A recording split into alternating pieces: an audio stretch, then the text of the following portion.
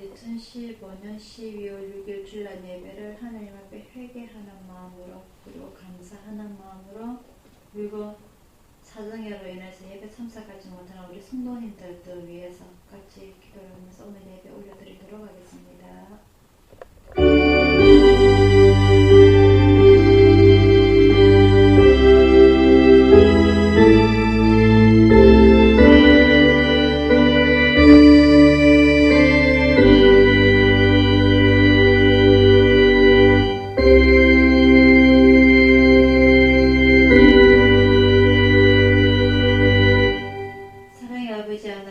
아버지 하나님의 은혜를 진심으로 감사를 드립니다. 사랑의 아버지 하나님, 저희들이 이 주님의 날에 주님 앞에 무릎 꿇고 엎드립니다. 이렇게 자유롭게 교회 나아올 수 있는 저희들 아버지 하나님 진심으로 감사를 드리고 교회 오고 싶어도 오지 못하는 우리 성도님들의 마음 또한 아버지 하나님 헤아려 주옵소서. 아버지 하나님, 저희들이 자유로울 때 주님께 더 영광 돌려드릴 수 있는 저희들이 주님의 자녀로서 제자로서 역할을 더 잘 감당할 수 있도록 아버지의 마음을 다독여 주옵시고, 아버지 하나님, 오늘 눈물로 흘리고 있는 우리 다른 성도들까지 아버지 하나님 위로하여 주옵소서. 그 마음 위로하여 주옵시고 그 모든 일 해결되게 해주셔서 자유롭게 주님 앞에 나올 수 있도록 인도하여 주시옵소서. 아버지 하나님, 12월 달입니다. 이 한 해를 마감하는 이 시점에서 사랑의 아버지 하나님, 부족한 저희들 아버지 하나님 더욱더 채찍질 하여 주셔서 아버지 앞에 올바로서게 하여 주옵시고 아버지께 영광 돌리는 저희들 될 수 있도록 인도하여 주옵소서. 오늘 이 예배 온전히 주님 앞에 의탁드리옵고 감사드렸고 예수님 이름으로 기도드리옵나이다. 아멘. 찬송가 102장입니다.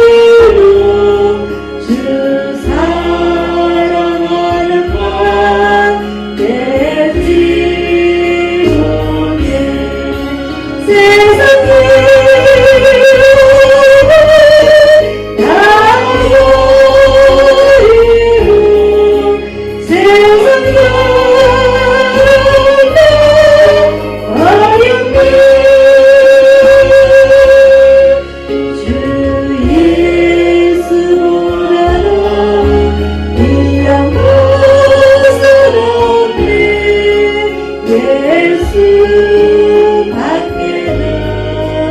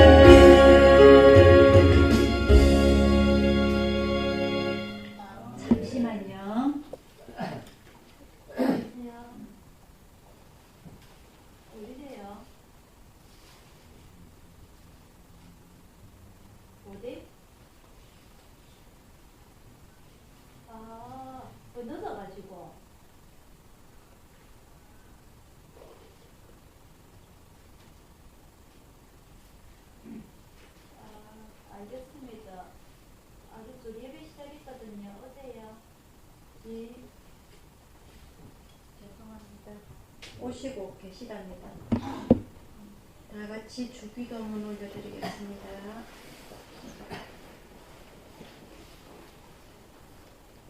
하늘에 계신 우리 아버지여, 이름이 거룩히 여김을 받으시오며 나라에 임하오시며 뜻이 하늘에서 이룬 것 같이 땅에서도 이루어지이다. 오늘날 우리에게 일용할 양식을 줍시고 우리가 우리에게 죄진 자를 사하여 준 것 같이 우리 죄를 사하여 줍시고 우리를 시험에 들게 하지 마옵시고 다만 악에서 구옵소서. 내게 나라와 은혜와 영광이 아버지께 영원히 있사옵나이다. 아멘. 교동문 32번입니다.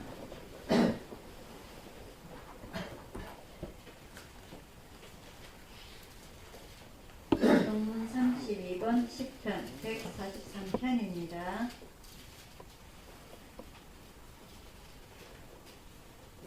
같이 교도하시겠습니다. 여호와여, 내 기도를 들으시며 내 간구에 귀를 기울이시고 주의 진실과 의로에게 응답하소서. 주의 종에게 심판을 행치 마소서. 주의 목전에는 의로운 인생이 하나도 없나이다. 원수가 내 영혼을 핍박하며 내 생명을 땅에 엎어서 나로 죽은 지 오랜 자같이 허감한 곳에 거하게 하였나이다. 그러므로 내 심령이 속에서 상하며 내 마음이 속에서 장담하니이다.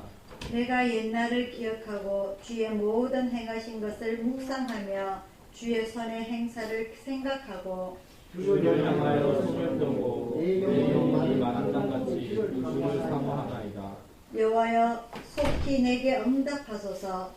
내 영혼이 피곤하니이다. 여호와여, 주의 이름을 인하여 나를 살리시고 주의 이름으로 내 영혼을 가난에서 끌어내소서. 주의 인자하심으로 나의 원수들을 끊으시고 내 영혼을 괴롭게 하는 자를 다 멸하소서. 나는 주의 종이니이다. 아멘. 교회 소식 전하여 드리도록 하겠습니다. 12월 달이 시작이 되었습니다. 요 며칠 전 갑자기 많이 추워가지고 여러분 고생 많이 하셨죠? 너무너무 추워가지고 갑작스럽게 몸에 아직 적응도 못한 상황에서 여러분들이 아마도 감기가 많이 걸렸을 거라 생각을 하는데요. 여러분들 내복 다 챙겨 입으셨죠? 네, 내복 챙겨 입고 따뜻한 물 많이 드시고 해서 올 겨울 잘 이겨내시기를 바라고요. 올 한 해 동안도 참 우리가 많은 일들이 있었던 것 같습니다. 개인적으로도 그렇고. 이거지만 이 한 해를 마감하는 이 시점이 꼭 이렇게 추리가 나와야만이 연말이구나 우리가 생각을 더 많이 해요. 그죠? 이 연말에 이 예수님의 탄생이 그리고 우리에게 어떠한 의미를 주어지는지 여러분들 한번 생각해 보시기를 바라고요. 좀 즐거웠던 일들보다 힘든 일이 더 많았는지 아니면 힘든 일보다 즐거웠던 일들이 더 많았는지 감사한 일들이 더 많았는지 한번 생각해 보시고 힘든 일이 많았다면 그래도 내가 숨 쉴 수 있으면 감사할 수 있는 여러분들이 되기를 바라고요. 우리 또 다 사람인지라 이 세상에 너무너무 힘이 들어가지고 정말 힘이 들다 모든 걸 다 포기하고 싶다라는 생각을 참 많이 드실 겁니다. 그렇지만 오늘 제가 마가복음에 오늘부터 들어가게 될 건데요. 마가복음을 제가 성경을 읽으면서 예수님께서도 그 힘든 가운데서 제일 힘들게 하나님한테 하신 말씀이 그 겟세마네의 기도, 그 동산에서 기도하시는 내용이에요. 아버지 할만하시면은 이 산을 내게서 옮기시옵소서. 그 앞으로 자기가 십자가를 매야 될 그 짐이 아시기에 그 무거운 짐을 들고서 그 눈물이 땀이 그 땅에 떨어지는 핏방울처럼 변할 정도로 그렇게 간절히 기도를 하셨어요. 뭐라고요? 아버지 할만하시거든 이 산을 내게서 옮기시옵소서. 그게 인간의 고통이거든요. 그렇지만 이것은 내 원대로 없이고 누구의 원대로 없어서?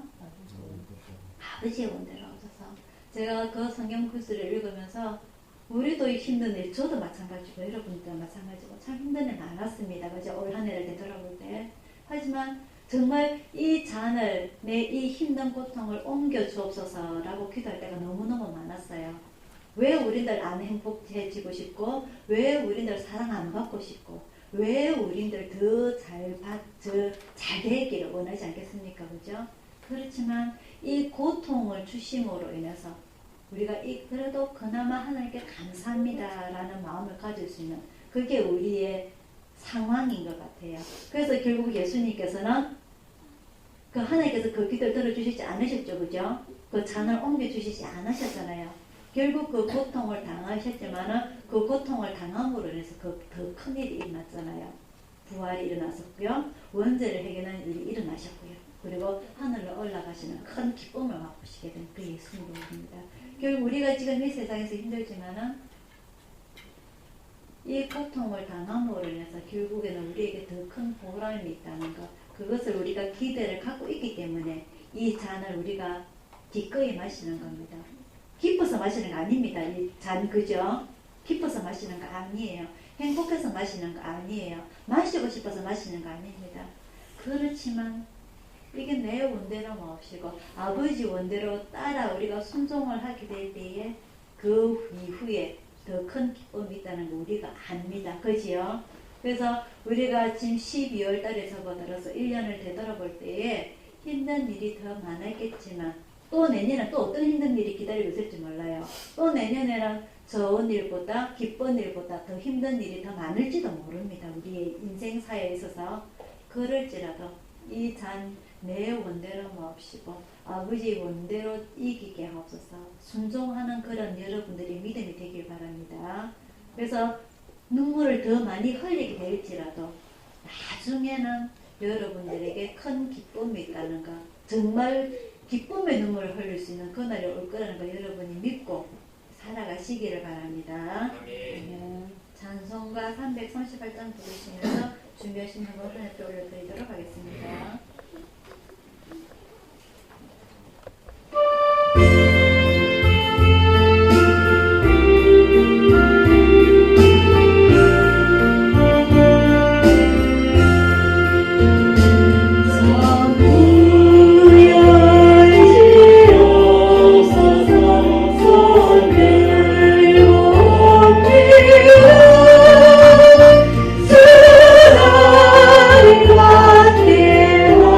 하시며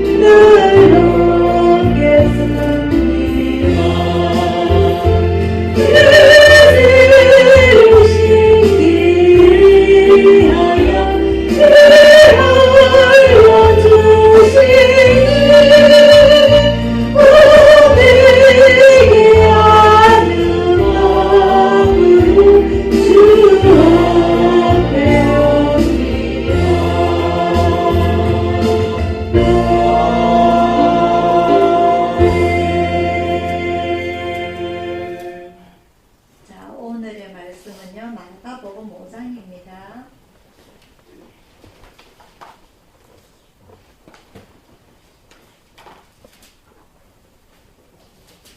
마가복음 5장 21절부터 43절까지 말씀입니다.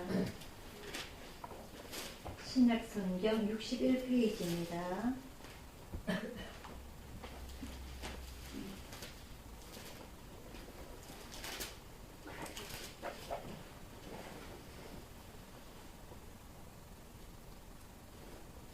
마가복음 5장 21절에서 43절까지 말씀 한 절씩 교독하도록 하겠습니다.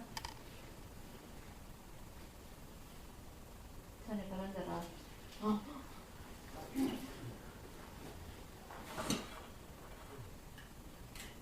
예수께서 배를 타시고 다시 저편으로 건너가시매 큰 무리가 그에게로 모이거늘 이에 바닷가에 계시더니 백성장 중 하나인 야이로라 하는 이가 와서 예수를 보고 발에 엎드려 많이 간구하여 가로되 내 어린 딸이 죽게 되었사오니 오셔서 그 위에 손을 얹어사 그로 구원을 얻어 살게 하소서 하거늘 이에 그와 함께 가시되 큰 무리가 따라가며 자원하더라.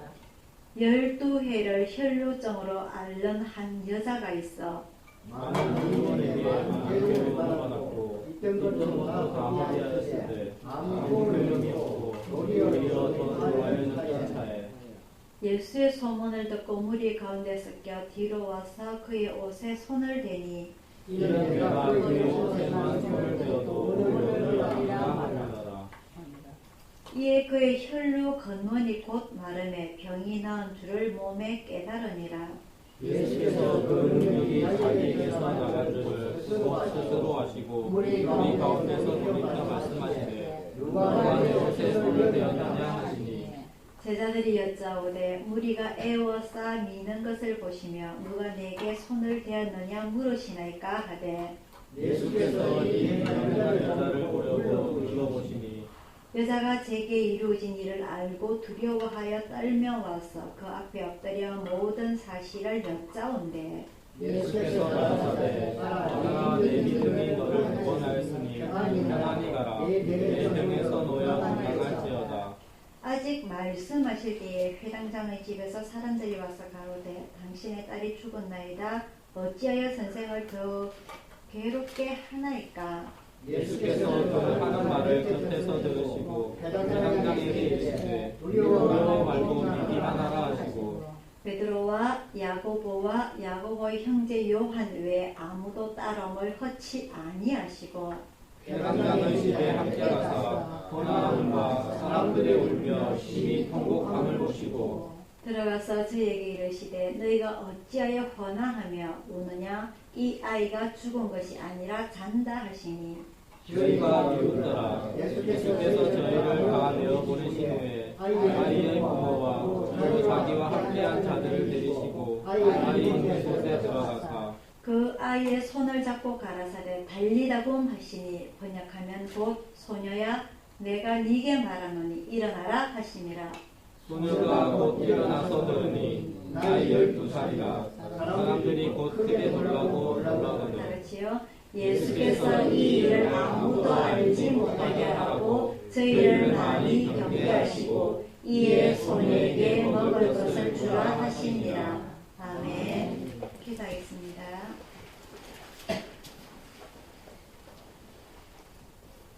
사랑의 아버지 하나님, 오늘 주님의 말씀을 배원합니다.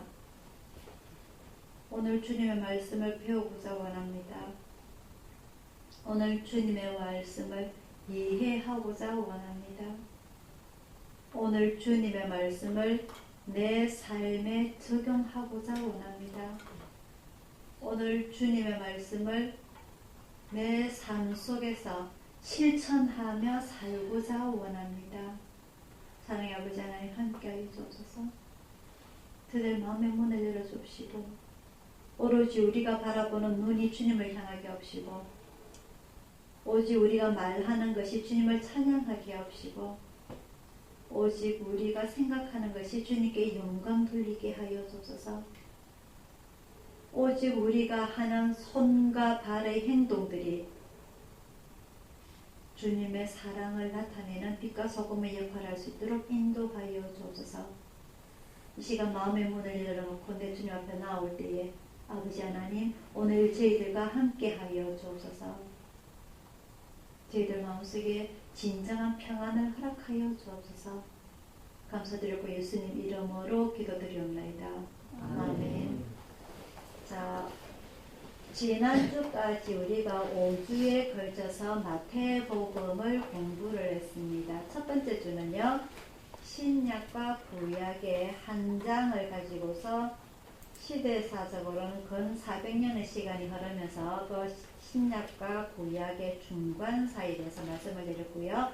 두 번째는 예수님의 탄생에서 예수님이 마귀에게도 시험을 당하였던 것, 그것을 말씀을 드렸고요. 그 다음에는 시험을 당하신 후에 제자들을 부르시고 그리고 천국을 말씀하셨던 것을 여러분들에게 말씀을 드렸고요. 그리고 지난주에는 그 천국에 대해서 천국의 포도 품꾼으로서 예수님의 위치, 예수님께서 어떠한 생각을 가지고서 하시는가에 대해서 말씀을 드렸습니다. 그래서 이 천국의 포도원 품꾼의 비유를 통해서 예수님은 일반적인 노동자의 주인, 그 기업인으로서의 마인드를 생각을 하고 계셨는지, 또한 그 수많은 기업 노동자들 중에서 새벽 6시부터 일을 나온 노동자, 그리고 9시, 11시, 3시, 5시 이렇게 하루 5번에 걸쳐서 각각 일하는 노동 시간에 틀리게끔 그렇게 일하는 노동자들의 그 일당을 어떻게 예수님께서 계산을 해서 주셨는지 그것을 우리가 대해서 배웠어요. 우리가 일반적으로 학교에서 배웠던 것 그리고 사회에서 배웠던 것 하고는 전혀 생각이 틀린 그 예수님에 대해서 우리가 배웠고요. 그러면서 제가 그 교회에 같이 비유를 해서 말씀을 드렸어요. 다른 사람들은 모두가 교회에 오면 착하고 행복이 가득하고 사랑이 가득하고 시기 질투가 없어야 되는데 오늘 교회는 그렇지 않다는 거죠. 왜 그럴까요? 그죠? 왜? 6시부터 일하러 나온 사람 9시, 11시, 3시, 5시 이렇게 일하러 오는 사람들이 다 생각이 틀렸다는 거죠. 그죠? 근데 저번 주 이해가 다 됐습니까?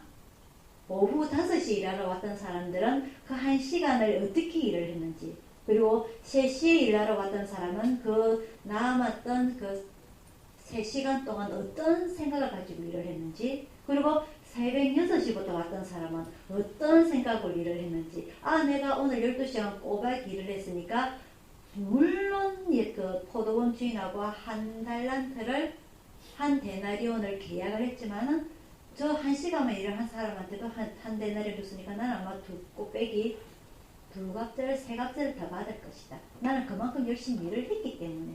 그런 생각이 다 틀리다고 했어요. 그죠? 그 포도원 품꾼 안에서 여러 종류의 사람들이 살아가면서 그 자체에서 저 사람은 1시간만 일을 했어도 한 달을 받고 나도 12시간 일했으니까 한 달을 받는 게 당연한 거야 라고 생각했던 사람이 없었다는 겁니다. 그게 지금 교회라는 거예요. 그게 지금 사회인 거고. 거기에 대해서 정확하게 이해를 했습니까? 그죠? 그러니까 제가 읽어보니까 그러니까 처음에 온 사람들은 몸이 건강하고 시시하고 그 다음에 오구나. 그러니까 그 다음에 제가 일 나가보니까 중요한 거는요. 아침 6시에 한 데나리온을 계약했던 사람도 불만이 없어야 되는 거예요. 그렇죠. 그죠? 계약으로 계약으로 끝났으니까. 그렇죠. 근데 이 사람들은 불만이 있었다는 거예요. 왜 불만이 있을까요? 아니 한 대련이 있어야 사람이 살아가는데, 그러니까 나이가 많은 사람은 가보니까 나이가 많은 사람만 나오니까 그러니까. 그러니까요. 그래서 예수님은 모든 사람에게 똑같은 계약을 하셨단 말입니다. 그렇지. 예수님께서는 모든 사람에게 구원을 약속을 하셨어요. 맞죠? 예. 근데 사람들은 불만을 갖는단 그렇죠. 말입니다. 왜 불만을 갖는 거예요? 예수님께서는 이 세상 모든 사람에게 나를 믿어라. 주 예수를 믿어라. 그러면 너와 내 집이 뭘 하리라? 구원을 받으라. 똑같이 계약을 했는데 내가 목사라고, 내가 장로라고, 내가 일을 더 많이 했기 때문에, 내가 헌금을 더 많이 했기 때문에 구원을 2개, 3개 받는 거 아니란 말입니다. 맞죠? 그런데 왜 불문을 갖냐 말이에요. 예수님께서 그래서 뭐라, 그 불문을 갖는 사람들이 뭐라고 하셨어요? 네 거나 갖고 가라. 그게 예수님의 계산 방식입니다. 그죠? 그 생각을 우리가 이해를 해야 돼요. 제가 이거를 이해를 하는데 상당히 몇 년이 걸렸습니다. 이 하나님의 예수님 말씀을 이해를 하는데. 왜 그렇지? 왜 그렇지? 왜 예수님께서 이 비유를 하셨는지 이해가 안 되는데, 제가 이 올해에 이 성경을, 이 설교를 준비를 하면서 이해를 하게 됐어요. 이게 예수님의 방식이다. 모든 70억 인구에게 똑같이 구원의 한계의 구원을 말씀하신 거예요. 내가 너에게, 니는 더 오래 일했기 때문에, 오래 더 충성했기 때문에, 일을 더 많이 했기 때문에 구원 한계에 덤으로 돈도 많이 주고 일도 잘 풀리게 해주겠다 하신 거 아니란 말입니다. 오로지 예수께서 하신 말씀은 너에게 구원을 주겠다 그거예요. 그죠? 그것을 우리가 이해를 하는 게 편합니다. 그게 내가 왜 더 열심히 했는데 나에겐 직분도 안 주고 나에게 더 일도 안 풀리고 돈도 안 들어오고 왜 안 되는 거야? 라고 생각을 하게 되면 욕심이 되는 겁니다. 그죠? 맞죠? 그죠? 그 욕심을 부리면 어떻게 된다고요? 예수님 가라는 거 가. 그죠? 자, 그러면 오늘은 이 마가복음에 들어가게 될 건데요. 이 사복음서 마태, 마가, 누가, 요한 요 4명의 그 예수님의 제자 중에서 2명은 예수님의 12제자 속에 들어갑니다. 누구지요? 마태하고 요한. 그렇죠. 그러면 마가는 누구지요? 마가가 베드로가 지금. 예? 베드로가 그때. 오, 맞습니다. 맞아요. 이 마가는요, 예수님의 직접적인 12제자가 아니고요, 주후에 그 예수님께서 성천하신 후에 베드로의 설교를 듣고 회심한 사람이에요. 그렇다고 해서 직접적인 예수님의 제자가 아니라고 해서 예수를 믿지 않았던 사람은 아닙니다. 왜냐하면 그 예수님의 6월절, 제가 지난주 6월절 말씀을 드릴 때 보죠.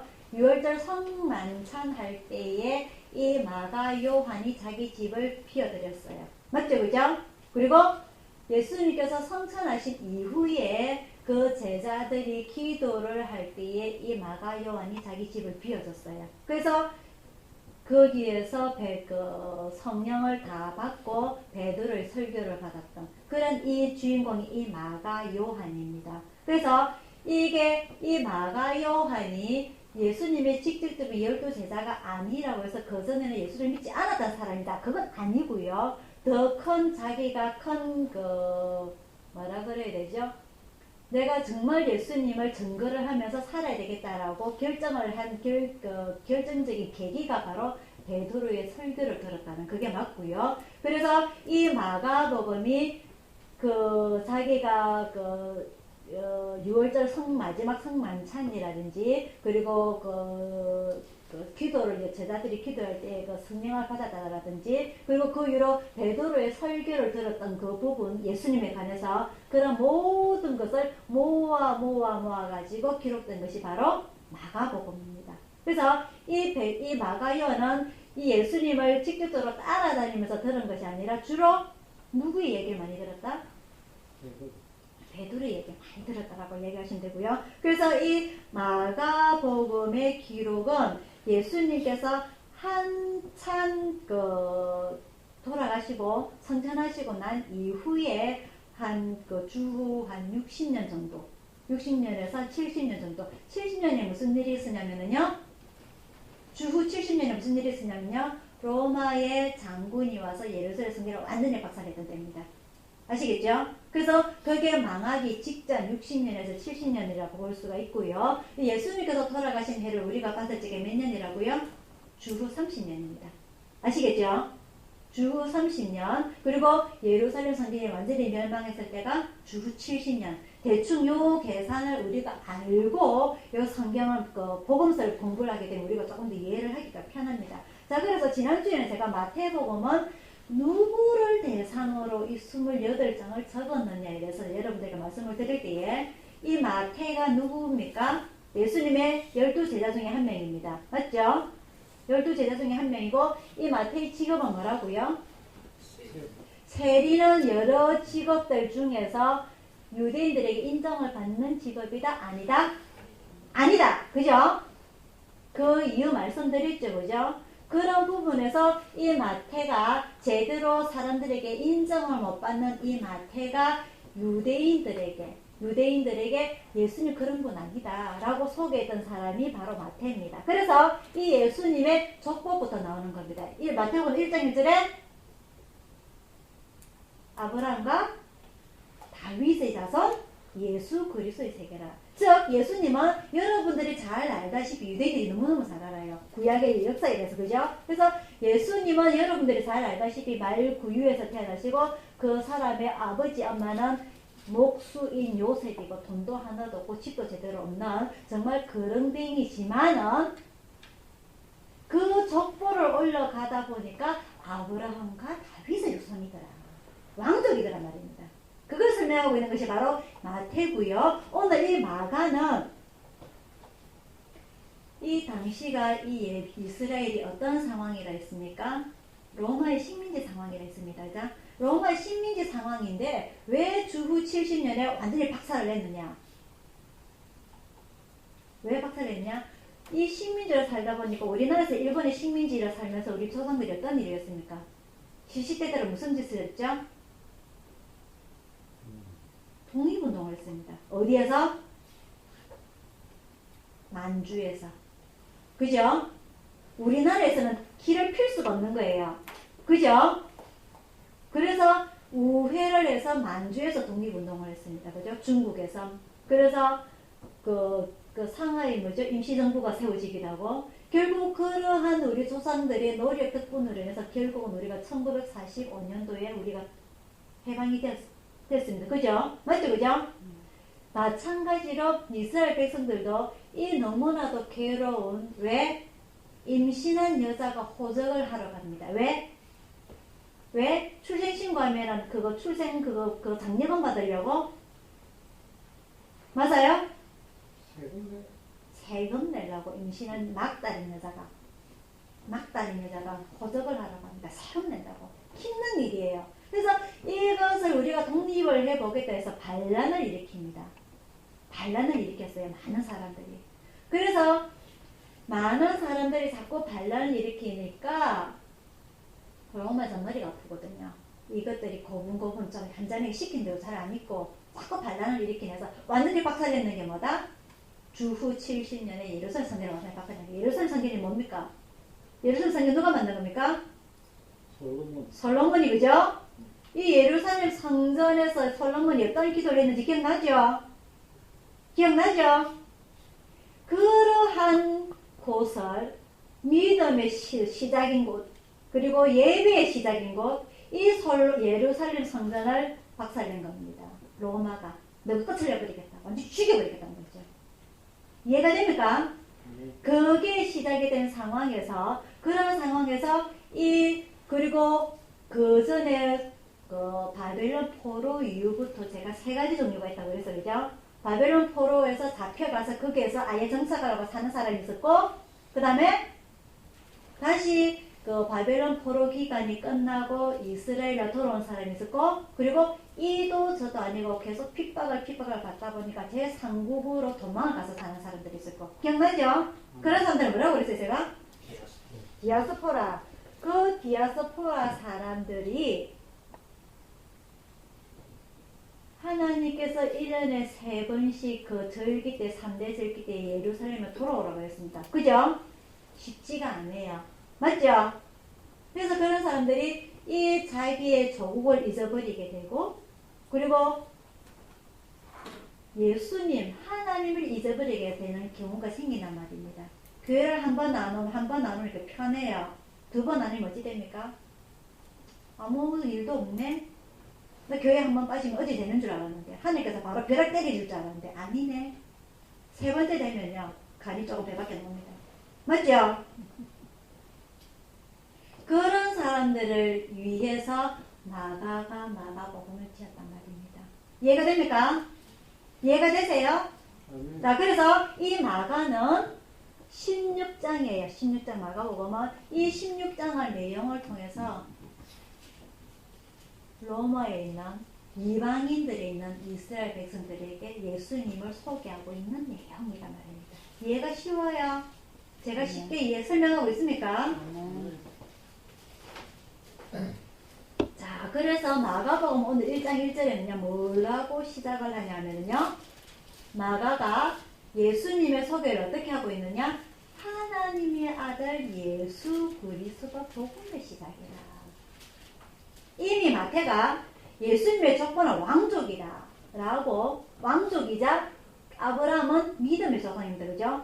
믿음과 왕족의 족보를 이미 설명했기 때문에 이 마가는 하나님의 아들 예수 그리스도 복음의 시작이야 라고 시작을 하고 있는 거예요. 마태하고 마가하고 내용을 비교를 해보면요, 거의 비슷한 내용이 거진 95%고요. 그 비슷한 내용에 마가는 살을 조금 더 자세히 설명을 했는 게 마태복음입니다. 이 마가복음의 내용에 비해서. 왜? 마태는 3년 동안 동고동락하면서 더 잘 이야기 들었기 때문에, 자세히 자기가 눈으로 경험을 했기 때문에, 그거 차이점입니다. 자, 그러면서 우리가 좀 읽어보면요, 이 세례 요한부터 해서 이야기가 시작이 되는데요, 오히려 마가는 예수님의 출생에 대해서 빠져 있어요. 왜? 모르니까. 그죠? 이때에 베드로의 설교를 들었을 이 시기에는 예수님의 출생보다는 무엇에 대해서 많이 집중했느냐? 회개, 천국, 그리고 믿음에 대해서 더 많이 강조를 했다는 겁니다.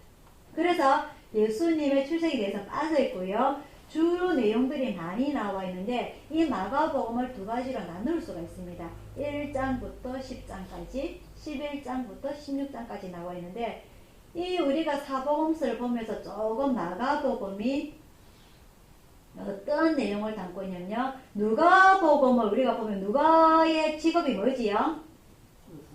의사입니다. 그죠? 그래서 누가복음이 24장까지 있어요. 누가복음 24장을 보면 주로 예수님의 치유라든지, 그리고 기적이라든지, 귀신을 쫓아냈다든지, 안전뱅이가 일어서고 눈먼 자가 눈을 보고, 그런 질병 치유에 대해서 내용들이 구체적으로 자세히 많이 나와 있어요. 왜? 자기가 의사이기 때문에 잘 안단 말입니다. 근데 조금 전에 말씀드렸던 이 마가복음의 반을 나눠볼 때에 1장에서 10장까지의 내용을 보면은 이 마가도 주로 예수님의 치유에 대해서 많이 기록이 되어 있어요. 그 당시만 하더라도 예수님이 성천하시고 초대교회 베드로를 주축으로 해서 초대 교회가 세워졌을 때에 베드로가 맨 처음 무엇을 했느냐? 성령을 받고 사도행전에 나옵니다. 맨 처음 무엇을 했냐? 세례를 하니까 얼마가 몇 명이 남았더라? 3,000명이 남았더라. 그죠? 그리고 베드로가 기적을 행하기 시작합니다. 무슨 기적을 행하느냐? 영문으로 들어가는 길에 안전뱅이를 손을 잡고 이렇게 세우죠. 그죠? 수많은 치료의 기적이 일어나기 시작합니다. 그러다 보니까 이 마가가 영향받는 부분이 예수님의 치유에 대해서 영향을 많이 받는 거예요. 그래서 1장부터 10장까지 쭉 내용을 보면은 물론 예수님의 제자를 선택하는 부분도 있고요, 여러 가지도 있지만 주로 예수님의 치유에 대해서 많이 기록이 되어 있어요. 누구를 고쳤다. 오늘 우리가 두 가지 사건을 가지고 우리가 오늘 본문을 읽었습니다. 첫 번째가 혈루증, 그죠? 혈루증 앓는 여자를 치유한 것과, 그리고 야이로 회당장의 딸 12살짜리 죽은 아이를 살리는 것, 그죠? 요 두 가지를 오늘 우리가 본문을 읽었는데 주로 이렇게 예수님의 이적에 대해서 기록이 많이 되어 있어요. 무슨 말이냐면은 이 마가는 이 상황, 로마의 식민지 상황에서 이 예수님의 이런 많은 기적을 행했던 부분들이 우리의 이 식민지 상황에서 우리를 구원하여 줄 것이다 라는 그런 많은 사람들에게, 특히 누구에게? 로마에 있는 사람들에게, 이방인들에게 소개하는 내용이란 말입니다. 그래서 아무것도 예수님께서는 가진 건 없어요. 맞죠? 그죠? 왕족이라고 하지만 왕궁에서 살았는 거 아닙니다. 집이 있었던 거 아닙니다. 그죠? 그 모습으로 보기에는 아무것도 없지만 우리가 정말 외모가 잘생긴 것도 아니고 정말 따라야 할 목적이 아무것도 없음에도 불구하고 예수님은 이런 기적을 많이 행하신 분이다. 특히 이 이스라엘에는 로마의 식민지 삶을 살다 보니까 있는 사람들은 부자입니다. 누구? 제사장들과 서기관들, 세리들, 이 사람들 부자이지만 그 나머지 95%는 어떠한 사람들이다? 서민이란 말입니다. 그런 사람들에게 예수님께서는 어떤 일을 하셨느냐? 하나님의 아들이라고 나와있죠. 그죠? 마가복음 1장 1절 그랬습니다. 그죠? 하나님의 아들이라고 나와있습니다. 그죠? 이 하나님의 아들은 우리들에게 돈을 주러 오신 거 아니다. 우리들에게 아픈 부분을 고쳐주시는 분이다. 마가는 예수님은 우리의 아픔으로 인해서 눈물을 흘리시는 분이다. 예수님은 우리를 많이 사랑하시는 분이다. 그런 식으로 표현을 하고 있는 겁니다. 즉 예수님은 하나님의 아들입니다. 그죠? 예수님은 부족한 부분이 없는 사람이에요. 맞죠? 그죠? 근데 인간의 모습으로 오시다 보니까 인간과 똑같은 감정을 가지게 된다는 말입니다. 이해가 됩니까? 하나님의 아들이지만은 인간으로 오셔서 우리의 인간의 모습을 같이 어떻게 한다? 그걸 뭐라고 부르죠? 공감을 한다고 합니다. 공감. 맞죠? 그죠? 내가 옆에 사람이 답답한 일이 있는데 네가 잘못해서 그랬지 뭐. 우리 한길이가요 요즘 살이 많이 쪄가 배가 많이 나와가지고 종합검진을 받았는데 최악의 상태가 나왔어요.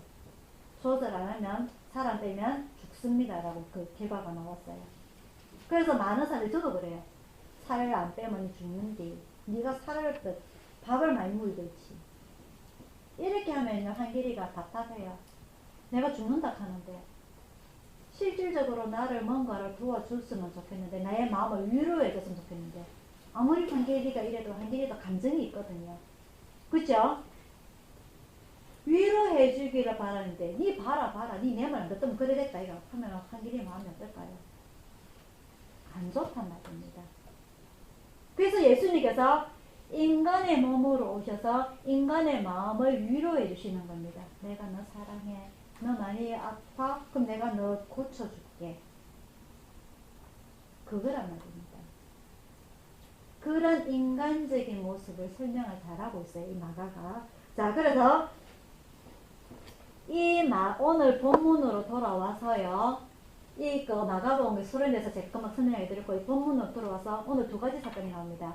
첫 번째는 이 원래 목적인 회당장 야이로의 이 회당장이라면요 그 회당을 주관하는 사람인데 이 딸이 12살인데 죽었어요. 그래서 사람들이 이 딸을 살려주십사. 이 회당장은 착했던 사람인가 봐요. 많은 이스라엘 백성들을 도와주고 있던. 그래서 도와주길 바라고 원하는 가운데 가고 있는 가운데에 두 번째 여자가 나타납니다. 12년을 혈루증으로. 이 혈루라는 건요 피가 줄줄줄 흐르고 새는단 말이에요. 피만 흐르겠습니까? 고름도 새 나오는 거예요. 냄새가 많이 나고. 그래서 이 사람이 많은 의원에게 치료를 받아봤지만은 돈만 베리고 낫진 않았다고 설명이 되어 있어요. 그럼에도 불구하고 이 예수님이 지나간다는 소리 듣고 이 예수님께서 많은 기적을 일으키셨다는데 많은 사람을 고치셨다는데 내가 12년 동안 피를 흘렸으면요 빈혈이 와가지고 일어서지도 못해요. 걷지도 못해요. 어지러워서 쓰러질 정도입니다. 그럼에도 불구하고 내가 그 예수님의 옷가시를 아까 만진다면 내가 나을 것 같은데 5시에 포도원에 일하러 온 사람의 마음입니까? 새벽 6시부터 일하러 온 사람의 마음입니까? 간절한 겁니다. 그죠? 간절한 거예요. 예수님께서 직접 나에게 한마디 말씀도 안 하시고 내 머리에 손을 얹어서 안수를 안 하셔도 나았다. 일어나라. 너 오늘 구원받았다. 이 말씀 한마디 안 하셔도 내가 예수님 지나가는데 그 뒤에서 옷까지 조금만 이렇게 대기만 해도 그거 낫겠다는 그 간절한 소망이란 말입니다. 그래서 예수님께서 자기 능력이 나간 걸 알고서는 뒤로 쳐다보서 찾으시죠. 누구지? 그 제자들에게 물어요. 이렇게 사람들이 많았고 떠미는데 누가 손을 들때 우리를 의외합니까? 그게 이 제자들의 마음입니다. 그죠? 근데 여자가 자기가 자기 몸을 느끼는 거예요. 치유를 받고 난 뒤에. 그래서 예수님께 이야기합니다. 제가 그랬습니다. 그래서 예수님께서 뭐라고 하세요? 34절입니다. 예수께서 가라사대 따라 네 믿음이 너를 구원하였으니 평안히 가라. 네 병에서 놓여 건강할지어다. 새벽 6시에 보다 오는 사람들한테는 네 거나 갖고 가라. 이 여자처럼 옷가지에 살짝만 손만 대도 내가 낫겠다는 그 간절함을 가진 이 사람한테는 어떻게 합니까? 네 병에서 놓여서 건강할지어다. 얼마나 위로가 되는 말씀이에요. 교회를 10년이고 20년이고 다닌 사람한테요. 네 거나 갖고 가라 그냥 기분이 좋겠냐 말이죠. 그런 소리를 들으면 살아야 되겠냐 말이지요. 그래서 뭐라고 돼 있냐? 나중된 자가 먼저 되고 먼저 된 자가 나중된 자가 이렇게 나오는 겁니다. 우리가 오래 믿었고 짧게 믿었고 그 기간이 중요한 게 아니고 내가 헌금을 많이 했고 헌금을 적게 했고 그게 중요한 게 아니란 말입니다. 내 마음이 얼마만큼 간절하냐. 그래서 이 혈류병 앓던 여자를 고치고 난 뒤에 다시 이 회당장에 원래 본업을 하기 위해서 가게 되죠. 그 사이에 이 아이가 죽게 됩니다. 그래서 사람들이 이 아이가 죽었으니 이제 그만 애쓰지 마라고 이야기하는데 예수님께서 뭐라고 말씀하시죠? 죽은 것이 아니라 뭘 한다고? 산다. 그래서 예수님께서 이 아이를 살리십니다. 어떻게? 누워있는 아이에게 안수를 하고 온몸을 두드려 가면서 손을 잡고 기도를 하신 것이 아니라 어떻게 합니까? 그냥 손을 잡고 일어나라. 그게 뭐라고 표현되어 있죠? 달리라고. 일어나라 뜻입니다. 소년이 일어나라 뜻입니다. 손 잡고 기도를 하고 뭐 거창하게 뭐 손을 잡고 기도를 하고 뭐 이렇게 하는 것이 아니라 그냥 손 잡고 일어나라. 예수님께서 그거 밖에 하신 게 없어요. 그래서 소녀가 어떻게 합니까? 눈을 뜨고 일어나는 겁니다.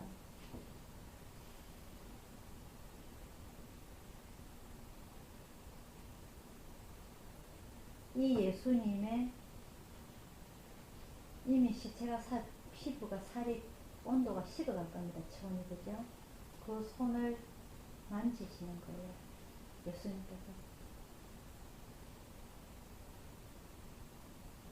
그러한 시체의 몸 만지면 쉽지 않습니다. 그죠? 강심장입니다. 저도 몇 번 해봤잖아요. 강심장이 돼야 돼요.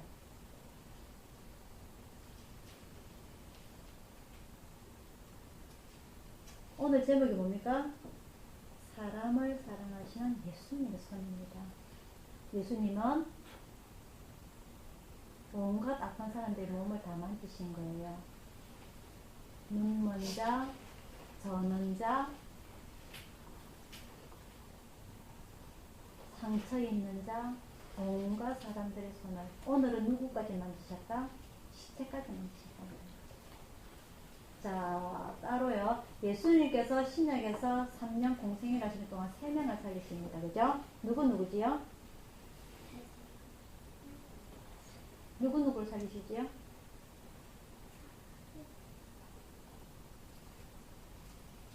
예수님이 살린 사람이야. 자, 오늘 하나 나오잖아요. 여자. 네. 야이로의 딸, 어, 그 다음에 또 있잖아요. 마리아 오빠. 마리아 오빠 누구지요? 나사로. 또 한 명 누굴까요? 나인성 과부의 아들입니다. 장사 치르러 나가는데 잡아서 살리시죠. 맞죠? 기억납니까? 요 3명입니다. 요 3명 중에서 특히 나사로는 시체에 가서 완전히 그죠? 장사한 지 얼마나 됐다? 사흘이면 시체가 썩기 시작합니다. 그죠?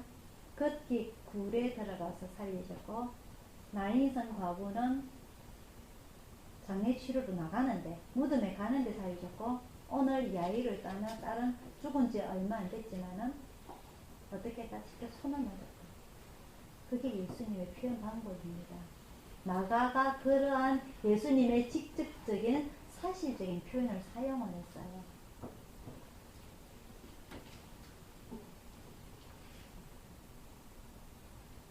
이런 예수님이시다. 이런 예수님이시다. 비록 니네들이 볼 적에는 구약의 선지자들이 메시아로 올 거라고 예언을 했던 그 예수님이 왕으로 태어나시지 않으셨고 그 육신의 아버지가 목수고 내세울 것 하나도 없지만은 이런 기적을 행하신 분인데 더불어서 직접 우리를 만지시는 분이다. 그런 표현을 하시는 겁니다. 올 한 해 눈물이 더 많았던 여러분들에게 그런 예수님의 손이 직접 오셔서 여러분들의 어깨를 토닥거려 주실 거란 말입니다. 여러분의 가슴을 토닥거려 주실 거란 말입니다. 여러분의 손을 잡아 주실 거란 말입니다. 우리가 어떠한 마음이어야 되죠? 혈류증 앓는 여자처럼 간절한 마음이어야 된다는 말입니다. 새벽 6시에 왔다고 불만을 갖는 그런 사람들 예수님께서는 토닥거리지 않으신단 말이에요. 손을 잡아서 내 손 잡아라 하지 않으신단 말입니다.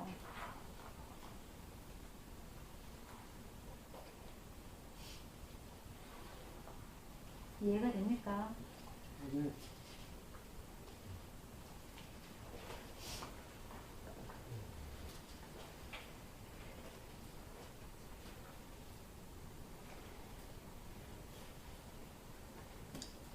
많은 사람들이 교회를 다니면서 그래요.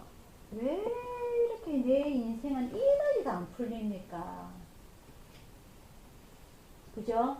가장 사람들이 많이 하는 내용이 교회 다니는 사람이고 교회 다니지 않는 사람이고 하는 말이 제일 많이 하는 말이 왜 이렇게 내 인생은 안 풀립니까? 두 번째, 교회는 왜 이렇게 사랑이 없습니까? 두 가지예요. 교회는 왜 사랑이 없습니까? 그래서 포동품권에 대해서 제가 말씀을 드렸어요. 말씀드렸어요. 첫 번째, 왜 내 인생은 이래도 안 풀립니까? 거기에 대해서 답을 말씀드리도록 하겠습니다. 아담과 하와가 하나님 앞에서 죄를 지었을 때 언제일까요? 언제일까요? 그 태초가 언제일까요? 우리가 보통 이제 지금 시간을 대충 계산하는 게 정확하지는 않아요. 근데 이제 신학자들이 현재로부터 과거를 거슬려 올라가서 시대 계산을 하는데 우리가 지금 그 신약은 알 수가 있습니다. 왜? 지금 2015년이니까. 예수님께서 오신 지 얼마나 됐다고요? 2015년. 거진 2000년입니다. 그죠? 2015년입니다. 근데 그 구약을 우리가 대충 몇 년으로 신학자들이 계산을 하냐면은 왜 우리가 어떻게 예루살렘이 몇 년도에 586년도에 멸망을 했고 그 사울 왕이 몇 년도에 왕으로 등극을 했고 어떻게 하냐면은 대충 기록을 보고 세계사 시간하고 맞춰가지고 그리고 그 주변에 요즘 이라크라든지 시리아라든지 그 이집트라든지 이런 왕들의 주변에 거래 그 뭐라 그래야 되지 기록들 그런 것들을 보고 대충 시간을 맞춰서 해석되어 하는데 구약을 우리가 보통 시간 4000년이라고 합니다. 4000년 창세기 1장부터 구약이 4000년이라고 보고 신약이 몇 년이라고요? 2000년 그죠? 그중에 여기서 6000년이라고 하는데 그러면 6000년 전에 아담과 하와가 하나님 앞에서 어떻게 했다? 죄를 범했다. 그죠? 근데 그 예수님을 보내서 이 원죄를 가진 인간의 속성을 없애고자 하고서 실행에 옮긴 게 몇 년입니까? 4000년입니다. 4000년 후. 맞습니까? 그죠? 4000년을 하나님께서는 4000년의 시간이 걸리도록 예수님을 보내지 않으셨어요. 바로 보내지 않으셨단 말입니다. 곧 바로 예수님을 보내서 원죄를 해결했다면 가인이 아벨을 죽일 일은 없었을 거예요. 맞죠? 맞죠? 노아의 홍수가 없었을 겁니다. 맞죠? 바벨탑 사건이 없었을 겁니다. 바벨탑 사건이 뭐죠? 인간의 교만이죠? 네. 인간의 욕심으로 인해서 전 세계 언어가 다 다르게 해결하신 일이 바로 바벨과 사건. 그런 일이 없었을 거예요. 맞죠? 하지만 하나님께서는 예수님을 바로 보내지 않으셨어요. 예수님은 뭐라고요? 예수님 이름이 뭐라고요? 뜻이 뭐라고요? 자기 백성을 저희 죄에서 구원할 자. 그죠? 그렇게 시작부터 했으면은 우리는 지금 천사로서 살아가고 있을 거예요. 죄 안 짓고, 욕심도 없고, 시기도 없고, 질투도 없고, 눈물도 없는. 하지만 예수님께서는 4,000년 시간이 흘르셨어요. 그죠? 4,000년 시간 흘리는데, 우리 꼴랑 몇십 년. 이건 숫자가 아니란 말입니다. 시간도 아니란 말입니다. 그 4,000년 동안 고생당한 사람들이 어마어마하겠죠. 그 숫자들이. 노아의 홍수 때 수많은 사람들이 죽었고요. 그리고 출애굽 때도 수많은 사람들이 죽었고요. 그러면서 불구하고서 왜 하나님한테 왜 이러십니까? 라고 따지면 될까요? 안 될까요? 하나님께서 뭐라고 말씀하셨어요? 예수님이 입으로 말씀하신 거예요. 네 거나 갖고 가라. 나는 선한데 네가 나를 악하게 만드네.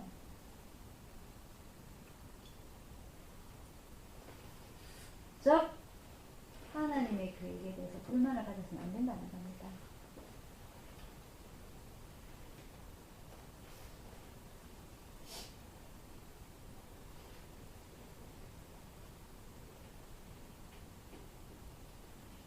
오로지 이 예수님의 손을 내밀어 줄 때까지 이 야이로의 12살 난 딸은 누워 있어야 됩니다. 자기의 체온이 식어가도록. 예수님의 손이 안 내미시면 자기는 무덤 속에 들어가는 거예요. 끝나는 거예요. 그죠? 하지만 죽은 자도 다시 살아시는 그 예수님의 손을 내미는 우리가 그 손을 잡을 때에 우리는 다시 살아날 수가 있는 겁니다. 오늘 내가 정말 죽은 것처럼 죽고 싶을 정도로 힘들다 할지라도 그 예수님의 사랑을 우리가 느낄 수가 있다면, 그죠? 그 옷까지라도 만진 12년 동안 혈루증을 앓았던 그 여자가 구원을 받고 이 야이로의 딸이 죽음에서 살아나는 기적을 우리가 체험할 수 있다는 겁니다.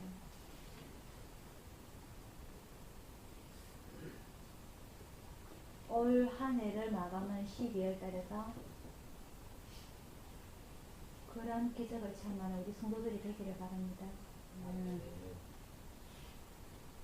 6시에 포도원 노동하고 온 그런 그 교인의 하나를 비유하는 겁니다, 지금. 그런 불만. 그런 가진 자들이 되지 않고요.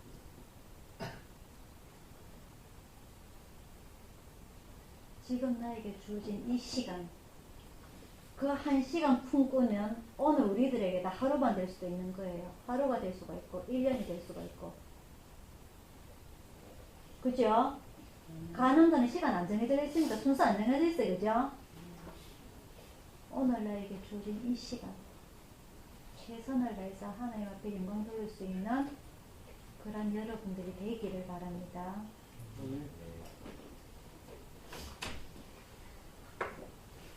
다음 주에는요, 마가복음에 대해서 또 다른 말씀을 가지고 여러분들에게 말씀을 증거해 드리고자 합니다. 오늘 제목처럼 이 사람을 사랑하시는 예수님의 손, 우리도 그 손을 잡았길래 오늘 이렇게 살고 있는 겁니다. 그죠?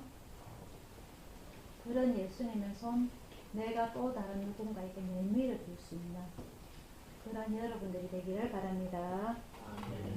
기도하겠습니다.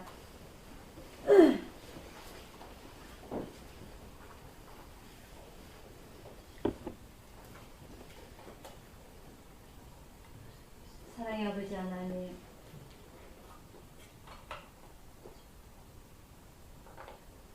이 세상을 구원하시기 위하여서, 자기 자녀들을 구원하시기 위해서 오랜 시간을 기다리셨던 예수님, 이 예수님의 그 인간적인 모습까지 아버지는 저희들은 생각을 합니다. 자기 앞에 있는 그 두려운 잔을 피하기 위해서 하나님 앞에 간절히 기도하였던 그 잔, 하지만 결국은 순종하심으로 죽음에서 이기시고 원죄를 해결하신 그 특별한 그 축복을 오늘 저희들이 받음을 진심으로 감사를 드립니다.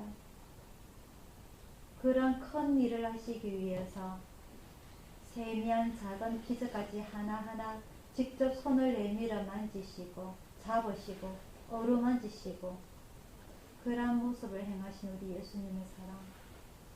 우리 인간들은 우리가 가진 죄성으로 인하여서 항상 우리를 옆에서 유혹하는 그 마귀의 시험으로 인하여서 이것을 실천을 못하고 살아갈 때가 너무나 많습니다.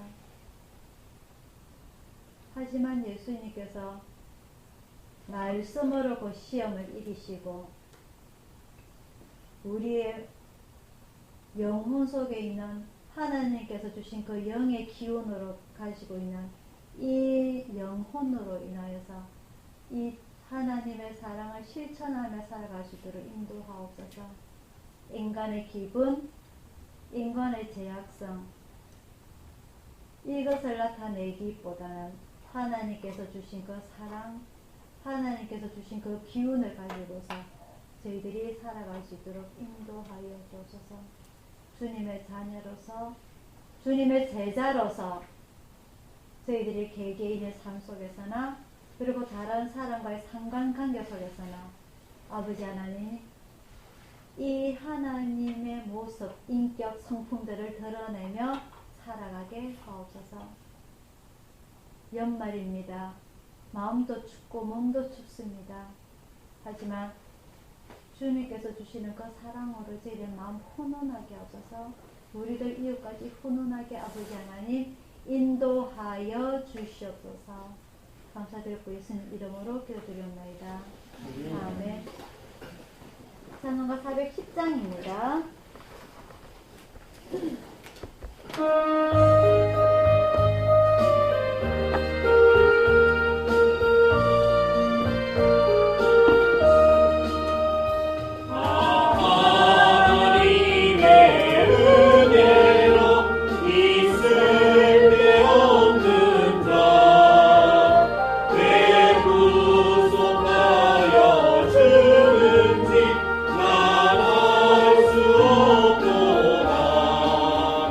내가